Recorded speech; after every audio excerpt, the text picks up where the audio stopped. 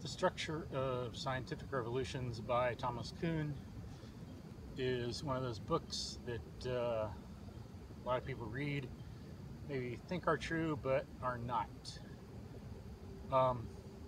It seems like some things might seem plausible.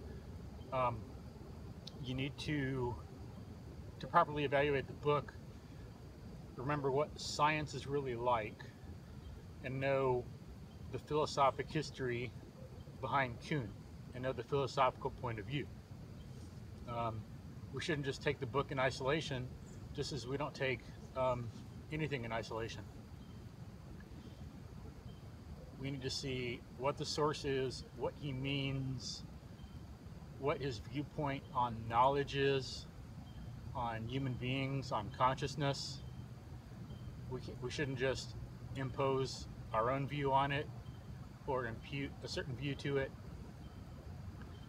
Now, first of all, when we look at science, science is essentially inductive and integrative. Concepts arise naturally out of perception. They're not separate. And then we start to get into the philosophical background of this. Once we get to that topic, as well as science, but we got to properly understand reason and science and induction to get science right. Science occurs by finding cause-effect relationships in the world and connecting them into an integrated whole. So we've got perceptual observation, we have observation. When we start to put ideas together and have systematized cause-effect relationships, gaining evidence for things, basing things on the evidence of the senses, using logic. And logic is really about connecting ideas to the real world. It's not about connecting ideas to ideas out in La La Land, divorced from the world.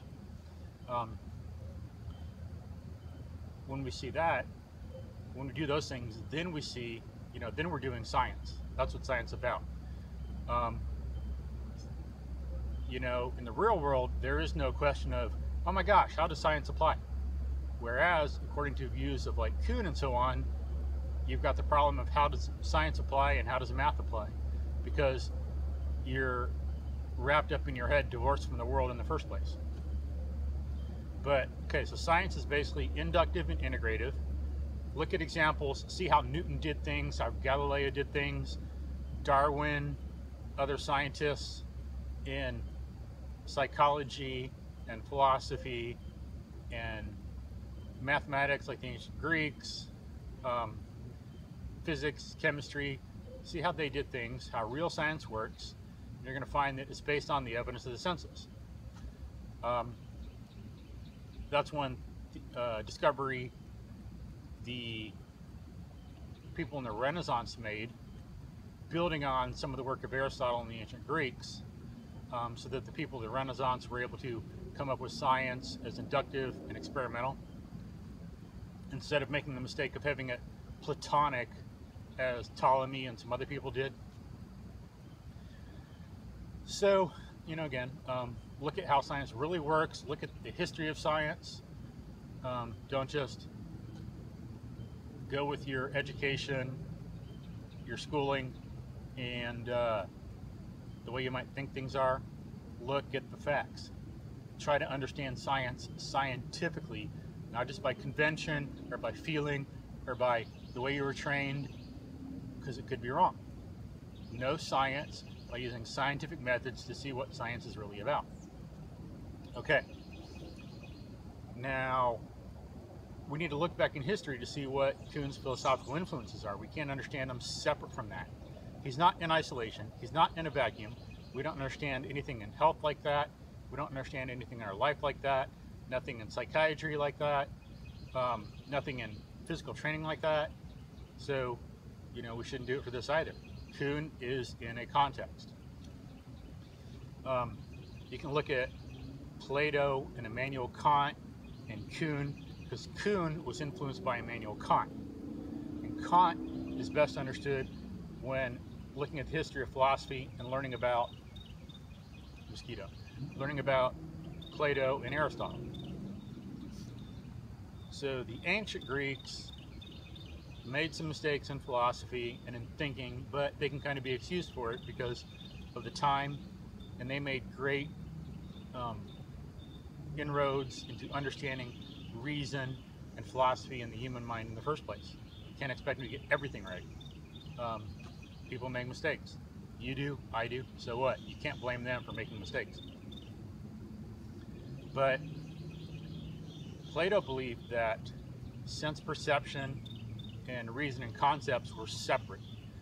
They were totally different worlds.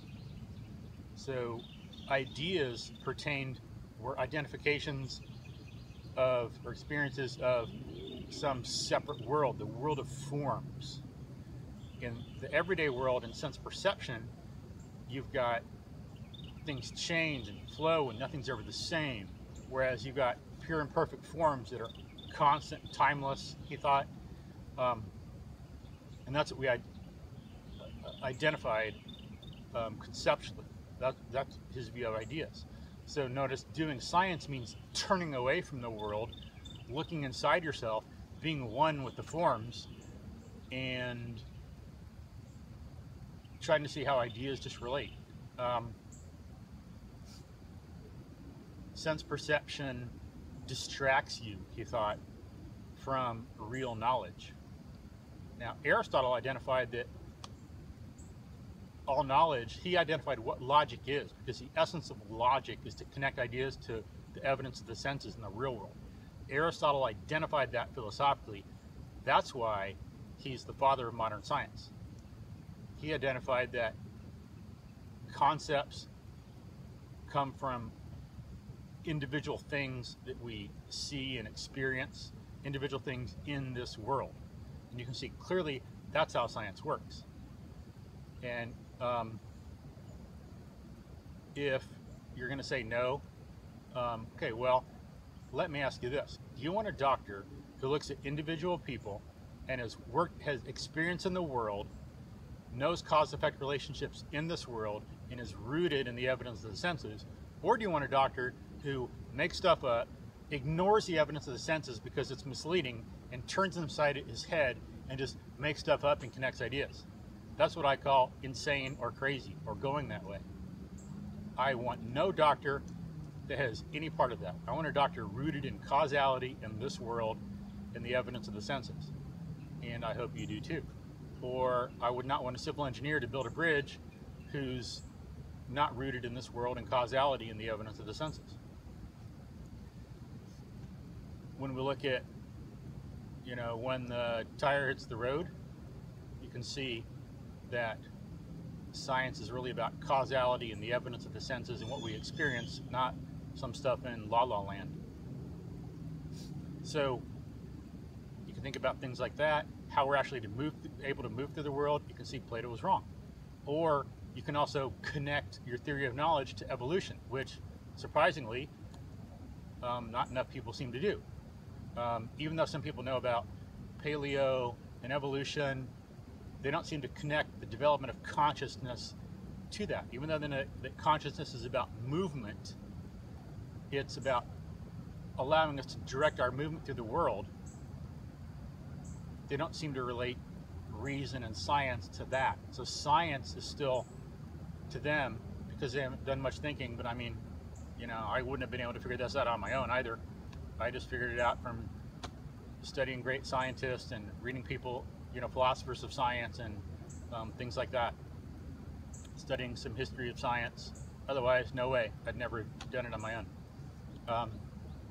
So it's an abstract topic, very difficult, hard for people to get. So, you can't really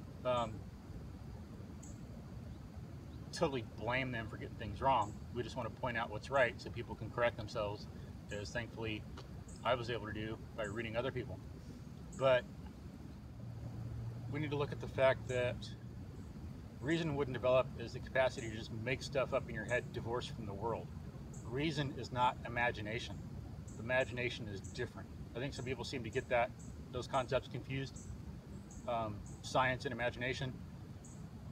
So people think they learn, science is a hypothetical-deductive method. They don't really take it critically, but as I say, it's like an abstract topic. Some of that seems plausible. Some of that, of what people say, is part of science, but that's not the essence of it. We need to expand our ideas and think further about it. We're missing a lot. We're just putting the blinders on and just looking at a little bit, not the whole story of how science really works or what it's really about. So, people get carried away with making stuff up, and they forget to connect reason and science to evolution and to consciousness as the capacity to move through the world. It's inherently about taking action, not just about some capacity to imagine things and make things up, divorced from the real world.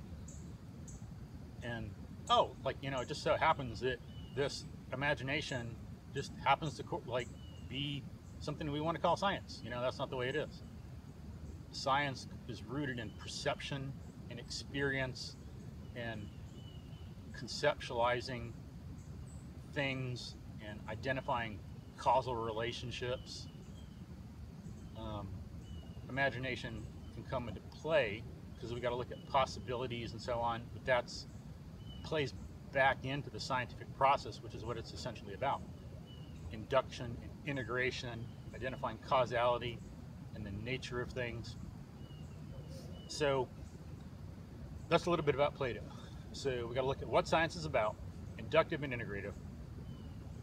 Plato divorced the evidence of the senses from concepts. So ripped the mind away from the world. The mind had nothing to do with the world then.